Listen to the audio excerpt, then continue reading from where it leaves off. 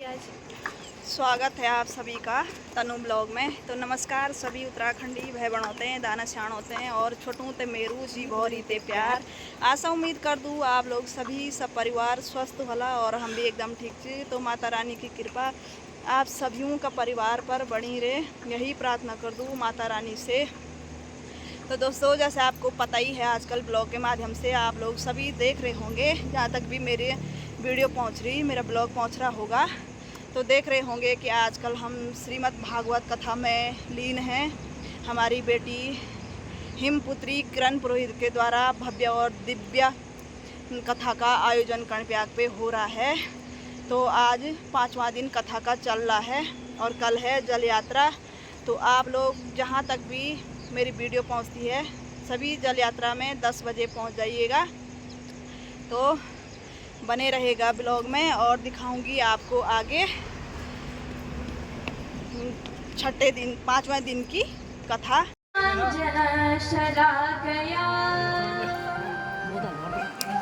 चक्षुरुन्मीलितं येन तस्मै श्री गुरवे नमः। तस्मै श्री गुरवे नमः।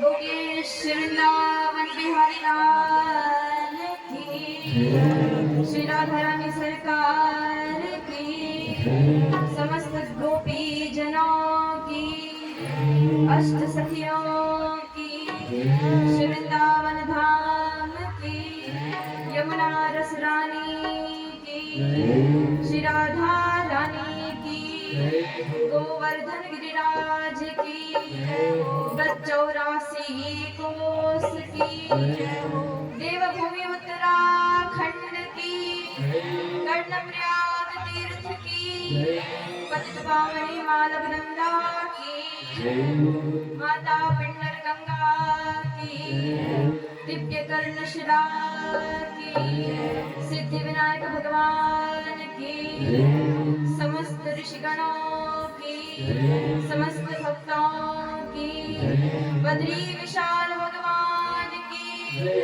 आदि बद्रीनाथ की, व्यास जी महाराज की, सुखदेव जी महाराज की, सरस्वती गंगा की, नर नारायण भगवान की, हनुमान जी महाराज की, श्रीमद् भागवत महापुराण की।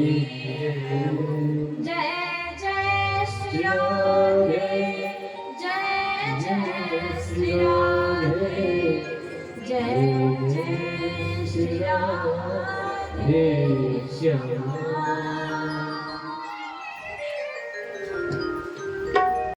उन महापुरुषों के चरणों में बारंबार नमन करते हुए दिव्य रूप धारण करके यहाँ पधारी हुई गंगा और पिंडर के चरण कमलों में प्रणाम करते हुए यहाँ विराजमान सभी भक्तों के हृदय में विराजमान भक्ति माता को, श्री राधा माधव को प्रणाम करते हुए समस्त संतों के चरणों में सिर झुकाते हुए मैं आज इस पवित्र भागवती कथा के 5वें दिन के सुंदर कथा अवसर पर आप सभी का हार्दिक स्वागत और अभिनंदन करती हूँ।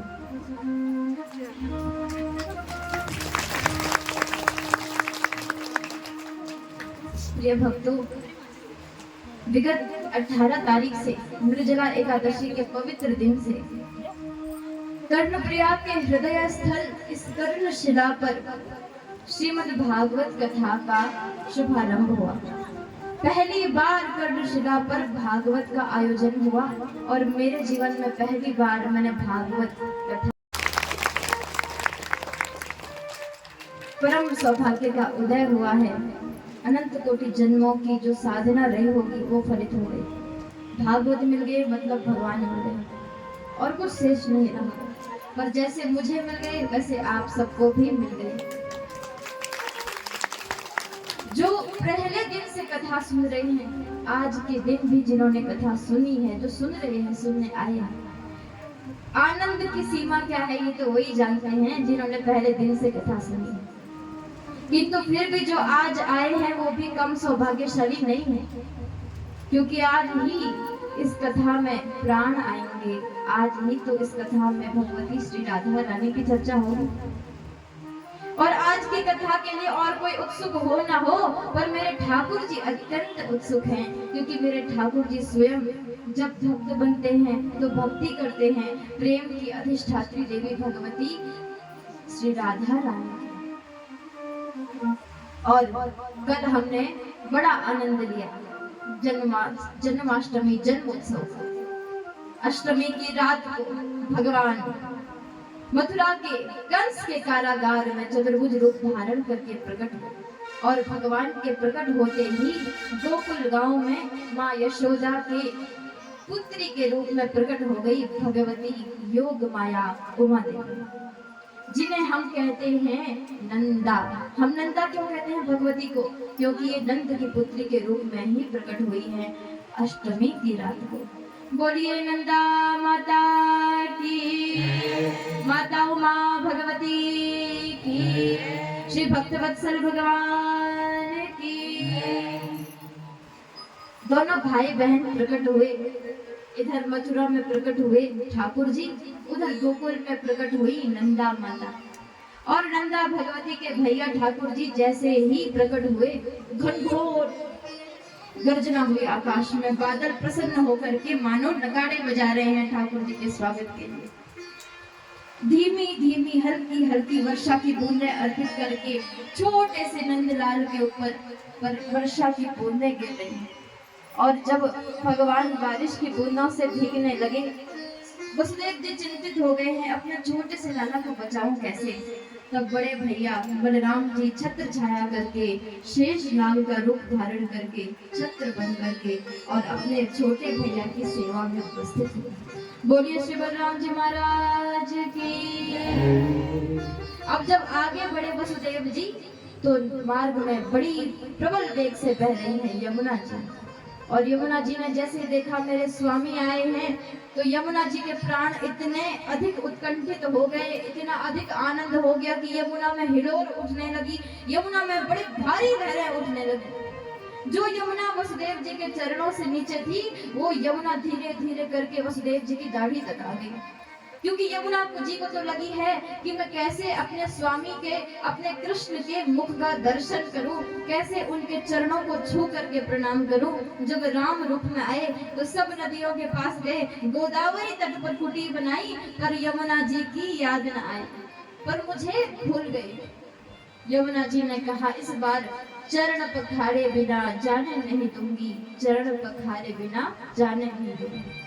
और प्रबल वेग से यमुना जी उछलती हुई, उफान काटती हुई वसुदेव जी को तो भूल ही गई कि वसुदेव जी डूब जाएंगे, और अपने ठाकुर के चरण चूमने के लिए लहरें उठा उठाकर, मानो अपने भुजाओं को ही लहरों का रूप धारण करके अपने नंदलाल को छूने के लिए यमुना जी बेचैन हो गई। भगवान ने देखा कि अरे देवी जी को लगी है हमारे चरण छूने की, यहाँ ससुर जी डूबे जा रहे हैं। तब भगवान ने अपने छोटे से कोमल से चरण कमल यमुना जी के जल पर स्पर्श करा दिए, और एक जोर से हाथ से प्रहार किया कि यमुने अपने आप को थोड़ा संभाल तो सही, पति से मिलने की इतनी उत्कंठा है कि ससुर जी को बहाए जा रहे हैं। और यमुना जी इतनी लज्जित हो गई, वसुदेव जी के घुटनों तक आ गई, चरणों तक आ गई, मानो चरण छू करके और क्षमा मांग रही।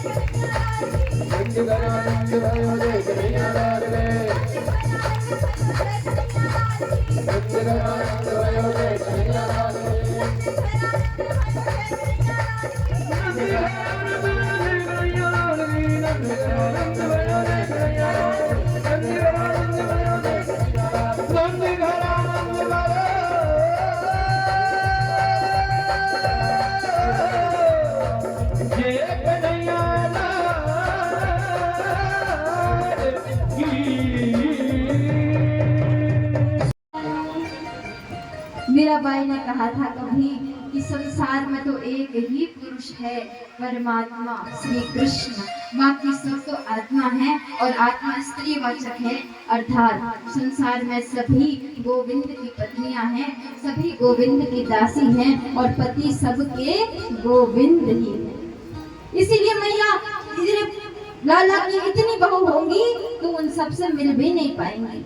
मैया ने कहा कोई बात नहीं, मैं ना मिल सकूं पर मेरे लाला की सेवा तो करेगी, मेरे लाला के साथ ठीक से तो रहेगी, लड़ाई तो नहीं करेगी। और गर्गाचार्य जी ने कहा नहीं, लड़ाई पे खूब करेंगी। बहुनी संतिना मानी, बहुत मान करने वाली होंगी, बहुत गुस्सा करने वाली होंगी और तेरे लाला बार बार उन सबको मनाते रहेंगे। अब संसार में देख लीजिए इनकी जो पत्नियां हैं, आप सब ये बार बार आपको रिझाते रहते हैं, कभी बांसुरी बजाते हैं, कभी धनुष हाथ में लेते हैं, कभी कमल का फूल हाथ में लेते हैं, कभी गदा हाथ में लेते हैं, कभी कथाओं में चले आते हैं, कभी रामचरितमानस के माध्यम से आते हैं, पर आप सब इनकी तरफ ध्यान ही नहीं देते।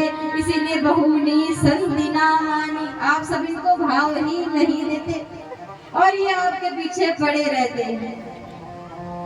मैया ने कहा बाप रे, अच्छा ऐसा लाला है, पर बताओ तो सही, कुछ करेगा, बड़ा होकर पैसे कमाएगा, नौकरी करेगा? कहा कि नहीं, तेरा लाला तो बहुत बड़ा चोर बनेगा। क्या चुराएगा? ब्रजे प्रसिद्धम नवनीत चोरम गोपांगनानां चदुकोल चोरम अनेक जन्मार्जित पाप चोरम चोराग्रगण्यम पुरुषम नमामि। तेरा लाला सारे प्रेमियों का हृदय चुरा लेगा, तेरा लाला हर किसी का मन चुरा लेगा, तेरा लाला उन गोपियों के वस्त्र चुरा लेगा जो गोपियां इसकी याद में सुध बुध भूल करके जमुना में स्नान कर रही होंगी। तेरा लाला व्यक्तियों के जन्म जन्म के पाप चुरा लेगा, तेरा लाला चोरों का सरदार बनेगा, लेकिन फिर भी संसार इसे बहुत प्यार करेगा। मैया कृतकृत्य हो गई, धन्य हो गई। पूछा मेरे लाला के और नाम बताओ महाराज। गर्गाचार्य जी ने कह दिया इनका नाम होगा राधापति, राधा वर्गो कुलेश, और गिरधारी नाम पड़ेगा।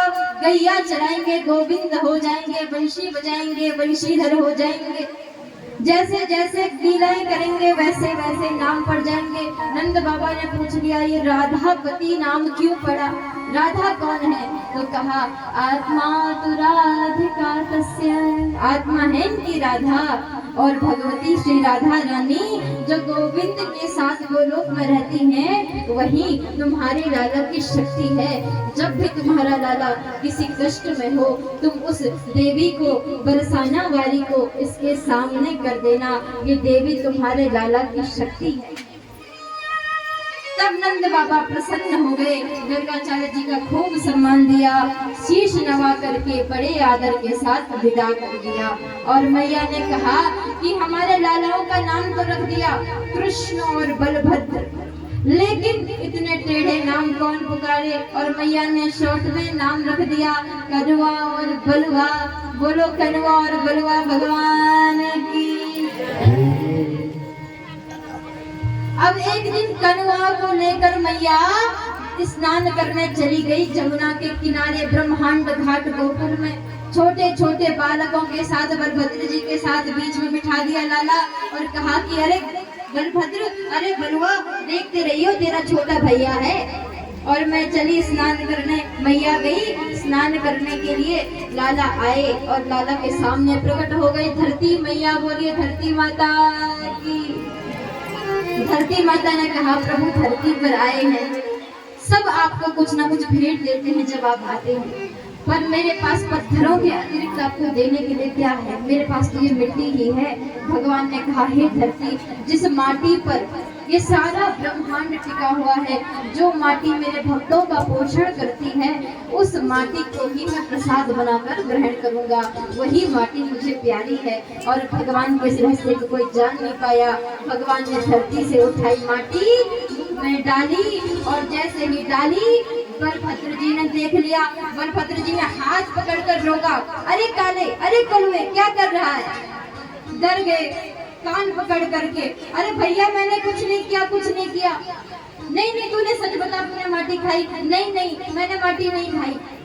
और बलभद्र जी को देखकर इतना डर गए ठाकुर जी, नेत्रों से आंसू बहने लगे, काजल बहने लगा, नेत्र लाल लाल हो गए कि अब भैया मैया से कह देगा। और सच में बलभद्र जी चले गए मैया के पास। अरे भैया देख देख, किस कालू ने, इस कन्हैया ने क्या कर दिया, तेरा ये कलुआ बहुत बिगड़ गया, माटी खा रहा है। और मैया दौड़ती दौड़ती आई, अरे कन्हैया माटी खाई? कान्हा ने कहा नहीं नहीं, ना हम भक्षितवानम वा सर्वे मिथ्या विशंसिना, सब झूठ कह रहे हैं, मैंने कुछ नहीं खाया। मैया ने कहा अच्छा सब झूठे हैं, बस तू ही सत्यवादी हरिश्चंद्र बना है ना? चल मुंह दिखा, क्या है तेरे मुंह में? और ठाकुर जी डर गए। ठाकुर जी ने भगवती का ध्यान कर दिया है, भगवती के रहना मुझे बचाने आ जाओ। और भगवती उमा देवी से देखा नहीं गया, भगवती ने भगवान की अचिंत्य योग माया को प्रकट कर दिया मुख में। मैया ने मुंह खोल कर देखा, मिट्टी नहीं दिखी, पूरे के पूरे ब्रजमंडल गोवर्धन दिखने लगे। मैया को लाला के मुख में पूरा ब्रह्मांड दिखने लगा, सूर्य दिखने लगा, चंद्र दिखने लगा, समुद्र दिखने लगा, पर्वत दिखने लगे, पठार दिखने लगे। मैया को लाला के मुख में पहाड़ दिखने लगे। और मैया ने देखा ध्रुव तारा लाला के मुख में चमक रहा है, बड़े बड़े ज्वालामुखी लाला के मुख में समाये हुए हैं। मैया ने देख लिया मैं स्वयं लाला के मुख में समाई हुई हूँ। मैया ने देख लिया नंद बाबा लाला के मुख में समाये हुए हैं। सारा संसार, सारा ब्रह्मांड, सारा कर्णप्रयाग लाला के मुख में जब मैया ने देख लिया, मैया का सिर चकरा गया कि ये मेरा पुत्र है या भगवान है, कहीं पर भगवान को ही अपना पुत्र तो नहीं समझ रही। और जैसे ही भगवान ने सोचा कि मेरी माँ, मेरी यशोदा मैया ने समझ लिया मैं भगवान हूँ, वैसे ही भगवान ने अपनी माया हटा दी और मैया का हाथ पकड़ के लाला जोर जोर से हंसने लगे। अब मैया के ऊपर ऐसी मोहिनी चल गई, मैया सारी बात भूल गई, लाला को हृदय से लगा लिया, कहने लगी मैं भी बूढ़ी हो गई हूँ, नेत्रों में न जाने कैसी बीमारी आ गई है, क्या क्या दिख रहा है, ये तो मेरा छोटा सा कन्हैया है। और गोदी में लेकर के लाला को चली गई। बोलिए ब्रह्मांड बिहारी भगवान की। भैया ने कहा बिल्कुल सही बात, कुछ बुरा नहीं किया तूने। गोपियों ने कहा अरे खा तो सही, हम मना थोड़ी कर रही, पर खाने के बाद नाती भांडम फिनती, अरे खाता है और पटकी फोड़ कर चला जाता है। भगवान ने कहा अरे मैया बहुत पुण्य का काम करता हूँ मैं। मैया ने कहा कैसा पुण्य? अरे ये जब मटकी लेकर आई, 10 साल पहले की मटकी आज तक रखी हुई, नई मटकी लाती भी नहीं, बेचारा कुम्हार बाजार में खाली बैठा है, जब इसकी मटकी फूटेगी तब तो ये कुम्हार की दुकान पर जाकर नई मटकी लाएगी, कुम्हार के घर में लक्ष्मी आएगी। अरे मैया मैं तो समाज की सेवा करता हूँ। मैया प्रसन्न हो गई, वाह वाह मेरा लाला कितना सुंदर तर्क दे रहा है। वो ऊपर से क्रोध दिखा लिया। हाँ हाँ और सुना गोपी, और सुना क्या किया मेरे लाला ने। गोपी ने कहा स्वयं खाने कोई बात नहीं, आता है 100-200 ग्वालों को लेकर के, और ग्वालों के साथ भी आए तो कोई बात नहीं, उनके साथ आते हैं सारे वृंदावन के बंदर, और वृंदावन के बंदरों के साथ घर में घुस करके माखन की मटकी में कूद करके माखन खाता है। मैया ने कहा तो झूठ कह रही हो तुम, मेरा लाला इतना बड़ा चोर हो ही नहीं सकता। अरे जिसके घर में 9 लाख गैया हैं, जहाँ माखन के कुएं लगे हुए हैं, वो तुम्हारे घर में मटकी चुराने आएगा? चुप रहो और चलो यहाँ से। मेरे लाला को रंगे हाथ पकड़ के लेके आना। और तब बरसाने की एक गोपी प्रभावती चुनौती देकर चली गई। अरे कन्हैया बड़ा चालाक बनता है, तुझे रंगे हाथ पकड़ कर लेके आऊंगी। और भगवान ने भी अंगूठा दिखाकर भगा दिया, जा देख लेंगे तुझे। और गोपी चली गई। अब ठाकुर जी सचेत हो गए कि गोपियां कुछ ना कुछ अवश्य करेंगी हमें पकड़ने के लिए। और एक बार ऐसा ही हुआ, प्रभावती नामक गोपी ने अपने घर में जाल बुना, भगवान के लिए षड्यंत्र बनाया, और माखन की मटकी खुली छोड़ करके, सारे दरवाजे खुले छोड़ करके कोने में कोठरी में छुप करके बैठ गई कंबल के अंदर। अब ठाकुर जी ने जैसे ही इधर उधर दृष्टि दौड़ाई, कोई नहीं है, इशारा किया अपने साथियों को आ जाओ, और सारे ग्वाले पधार गए भीतर कक्ष में। मटकियों के आगे पीछे ग्वाले ही ग्वाले सब मिलकर खड़े हो गए और सब ग्वालों ने क्या किया, घेर करके बोले बांके बिहारी लाल की। अब ठाकुर जी का मूड बन रहा है कि हम यहाँ से थोड़ा इधर खिसक करके माखन की मटकी फोड़ने चले। तो अब उन्होंने अपना छत्र हटा दिया और चोरी का इरादा है। अब छत्र हटा दिया, भगवान भीतर कक्ष में प्रवेश किए। भगवान ने देखा माखन की मटकी धरी हुई है। भगवान ने जैसे ही माखन की मटकी में हाथ डाला, कोठरी से निकल गई, कंबल को उतार करके गोपी प्रभावती और ठाकुर जी का हाथ पकड़ लिया। आज पकड़ लिया माखन चोर, आज पकड़ा गया माखन चोर। अब ठाकुर जी तो देख करके डर गए, ये कहाँ से आ गई। सारे ग्वाल बालों ने कन्हैया को देखा, कन्हैया ने ग्वाल बालों को देखा।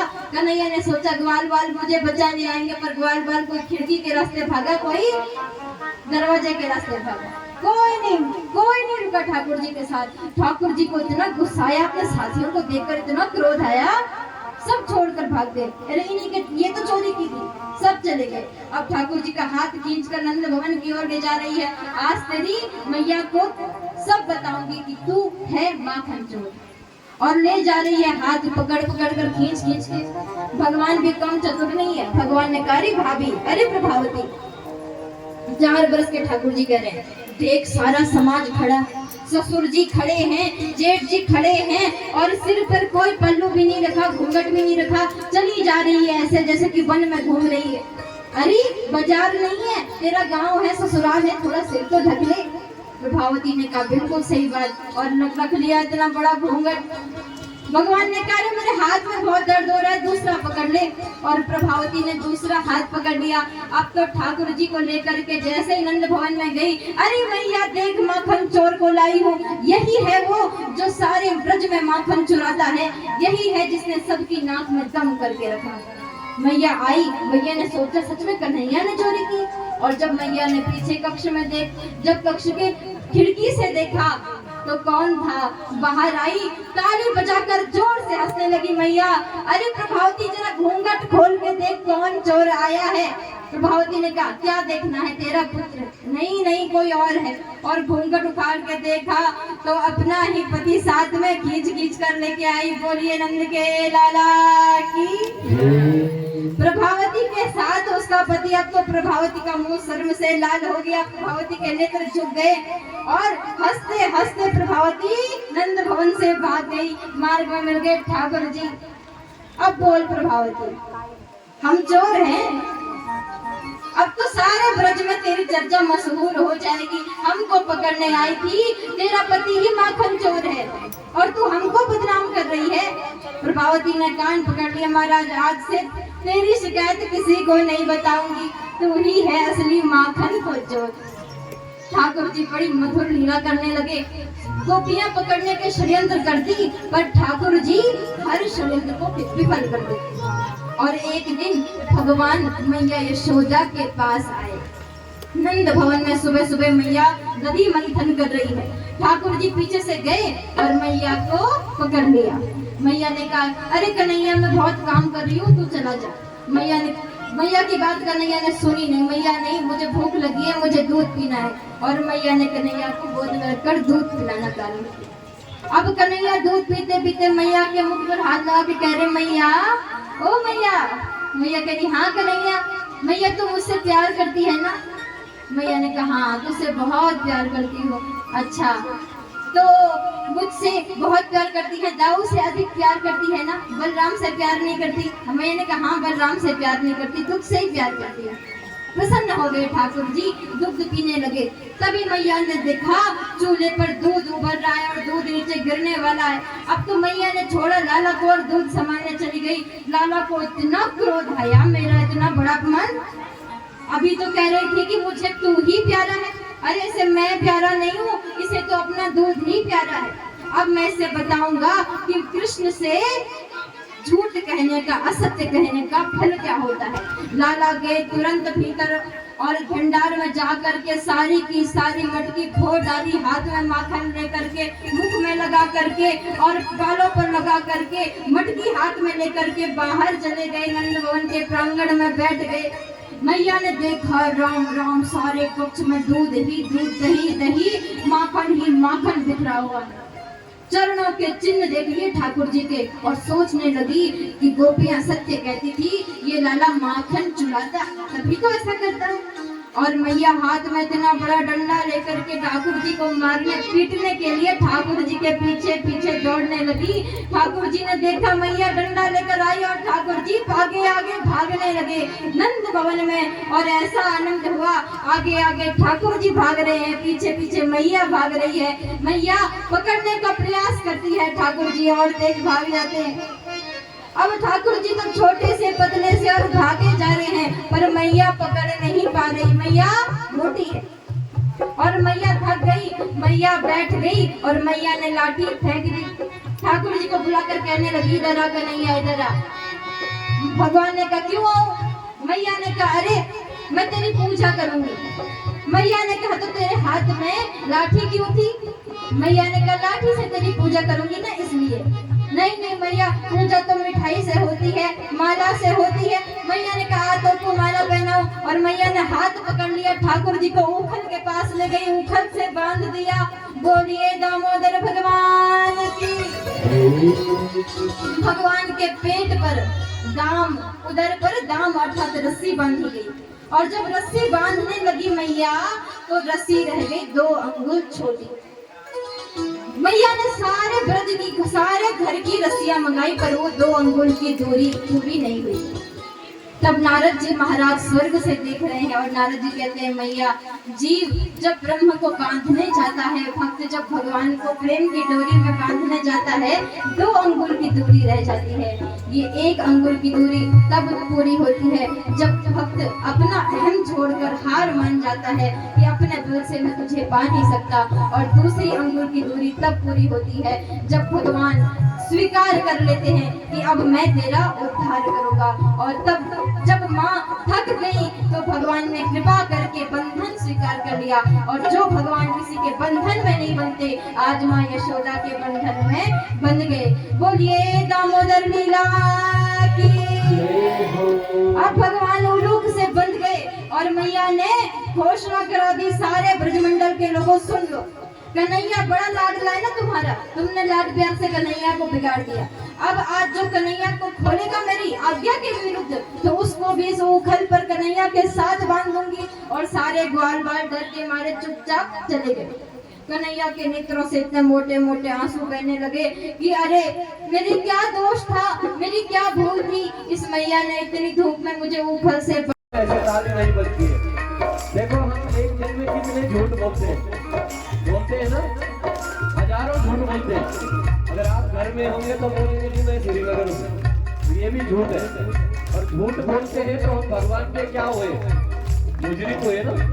और जब मुजरिम पकड़ा जाता है तो उसे क्या कहते हैं, जब कोई चोर पकड़ा जाता है, जब कोई पुलिस वाला। और जब तक भगवान के आगे आके समर्पण नहीं करेंगे तब तक हम लोगों की जो है ठाकुर जी के दर्शन नहीं होंगे। और देखिए हाथ एकदम खड़े होते थे। और माँ लक्ष्मी की एक बहन दूसरी है, मैं नाम नहीं लूंगा, और वो चुपके से आके उनके सर में बैठ जाती। जो गोद में हाथ रख के ताली बजाते तो उनके सर में बैठ जाती। तो आप क्या चाहते हैं कि आपके सर में भी बैठे? नहीं चाहते, क्योंकि यहाँ के लोग बड़े अच्छे हैं। उठाइए हाथ एकदम सीधे।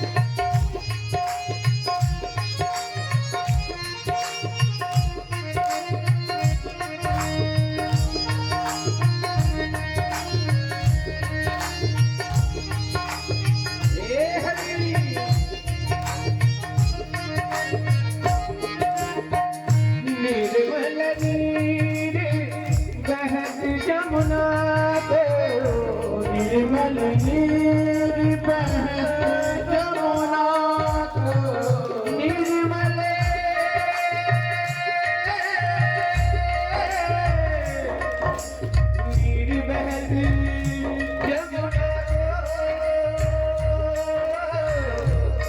निर्मल नीर बहते यमुना को, निर्मल नीर बहती यमुना, हे जी भजन धुन जगी को,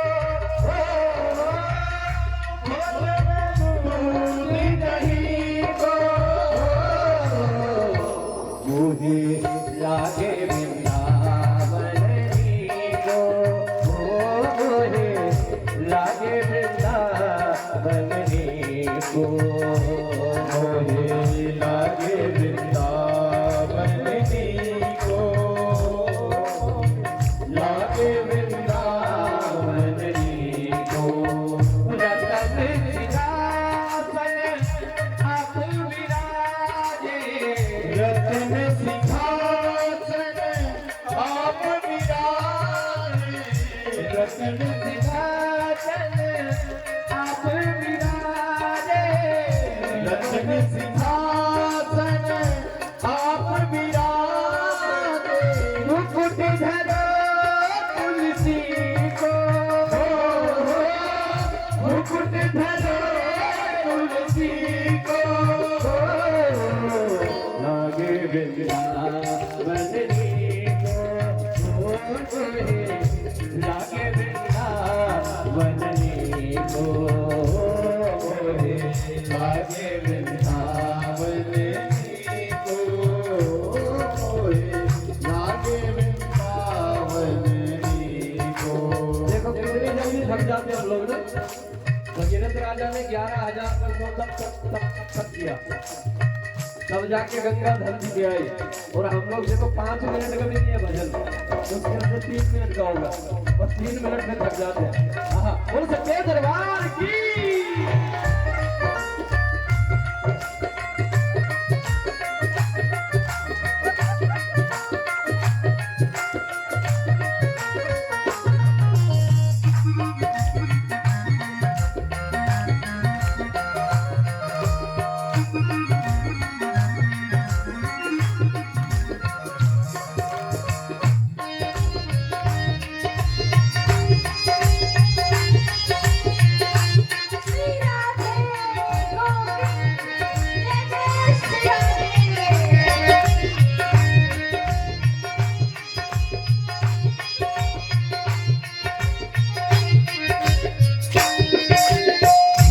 कुंदन कुंदन विरत राधिका, कुंदन कुंदन विरत राधिका, कुंदन कुंदन विरत राधिका, कुंदन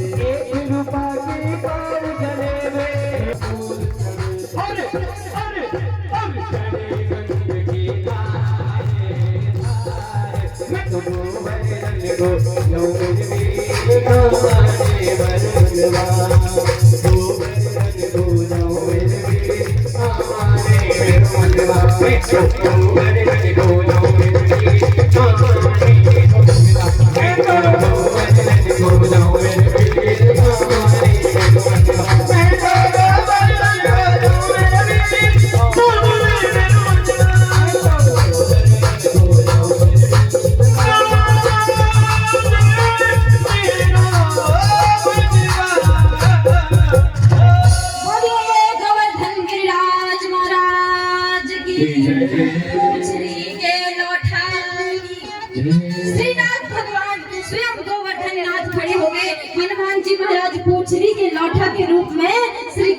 साथ गोवर्धन पर्वत पर रहते हैं और वृंदावन वाले सब ग्वाल वाले एकत्र होकर के गिरिराज महाराज की पूजा कर रहे हैं। और आज के दिन श्री कृष्ण को गोवर्धन के रूप में विराजमान रहने देते हैं। कल ठाकुर जी महाराज गिरिराज को पूर्ण रूप से धारण करेंगे। आज के दिन ठाकुर जी की कन्हैया थोड़ी नाजुक है, थक जाएगी, इसीलिए कल ही उठाएंगे। आप सबके लिए ये सोचना है कि कल सुबह जल यात्रा होगी, इसीलिए कल सुबह आप 8 बजे से पूर्व 8 बजे तक जल यात्रा के लिए तैयार हो जाएं, क्योंकि तपती बालू में जल यात्रा करना कैसा होता है ये तो बस सिरोड़ी वाले जानते हैं। बोलिए भक्तवत्सल भगवान की। इसलिए कल जल यात्रा के लिए जल्दी आ जाएंगे। कल भी कथा चलेगी, कल रास मंडल रासलीला की रुक्मिणी विवाह की। कल ठाकुर जी की बारात में जैसे बारात में सज धज करके आते हैं वैसे ही सज धज कर आएंगे। कथा अपने समय पर 2-2:30 बजे से ही शुरू होगी। सुबह जल यात्रा वाले आ जाएंगे और फिर परसों भी कथा चलेगी। कल हवन भी होगा और परसों भंडारा होगा। बोलिए भक्तवत्सल भगवान की। तो आरती प्रारंभ करते हैं। आइए आज की कथा को यहाँ पर विश्राम देते हैं। बोलिए भक्तवत्सल भगवान की, श्री राधा रानी सरकार की, श्री वृंदावन बिहारी लाल की, श्री वृंदावन धाम की। आज के हरे हर महादेव।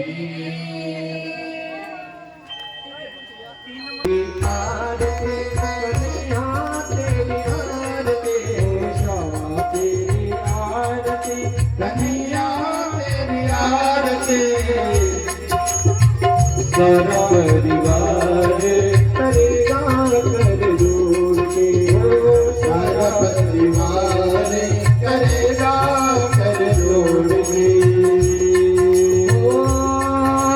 सर पर सोना मुकुट विराजे, गल पे जंती माला साजे, गल पे जंती माला साजे, गल पे जंती माला साजे।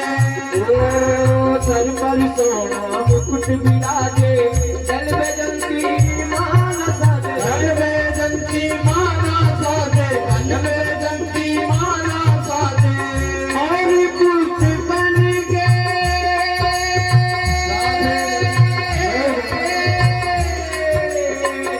और कुछ बनेगे, हार करेगा कर जोड़ के। श्यामा तेरे आरती कन्हैया सारा परिवार करेगा कर जोड़ के। अपनी शरण मोहे रख लीजिए, अपनी शरण मोहे रख लीजिए, अपनी शरण मोहे रख लीजिए। अपने चरण की भक्ति दीजिए, अपनी शरण मोहे रख लीजिए, अपनी शरण मोहे रख लीजिए, अपनी शरण मोहे रख लीजिए। मेरा गोविंदा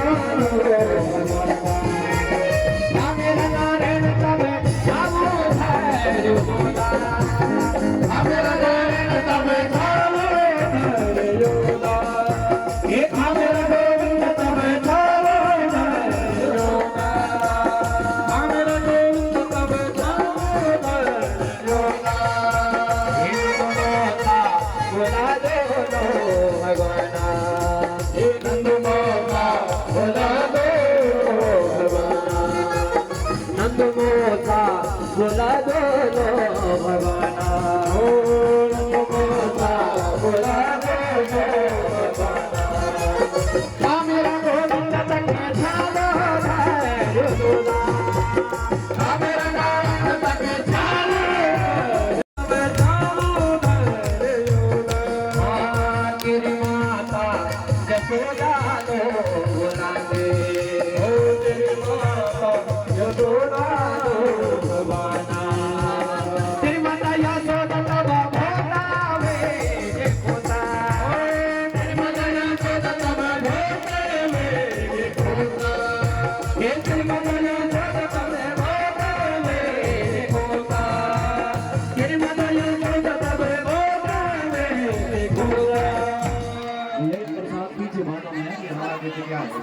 पीछे बांटो प्रसाद।